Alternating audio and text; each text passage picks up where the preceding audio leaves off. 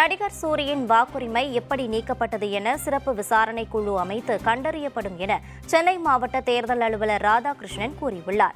வாக்காளர் பட்டியலில் ஆண்டுதோறும் திருத்தங்கள் மேற்கொள்ளப்பட்டுள்ளதாகவும் பொதுமக்கள் தங்கள் பெயர் வாக்காளர் பட்டியலில் உள்ளதா என்பதை ஆன்லைன் மூலம் சரிபார்த்துக் கொள்ள வேண்டும் எனவும் அவர் தெரிவித்துள்ளார். நான் இந்த நேரத்தில் தெளிவாக சொல்கிறது என்னென்னாக்க, ஒவ்வொரு தரமும் இந்த தேர்தல் பட்டியல், அந்த வாக்காளர் பட்டியல் ரிலீஸ் பண்ணும்போது எல்லா பிரதான கட்சி ரெக்கக்னைஸ் பார்ட்டியோட மக்கள் வரைவிலையும் ஒப்புதல் இடுறாங்க, கடைசியிலையும் ஒப்புதல் இட்டு அதுக்கப்புறம் சிடியும் அவங்களுக்கு இலவசமாக அதே மாதிரி வாங்கியும் செல்கிறாங்க. அந்த நேரத்தில் அதை சொல்லியிருந்தால் கூட மார்ச் 27 சேர்த்துருக்கலாம். ஸோ ஒரு இவ்வளோ பெரிய இதில் முக்கியமான செய்தி என்னென்னா, 48 லட்சம் பேர் இந்த 18 தொகுதியில் இருக்காங்க, 27 லட்சம் பேர் போட்டிருக்காங்க, 20 லட்சத்துக்கு மேலே போடலைங்கிறது தான் செய்தி.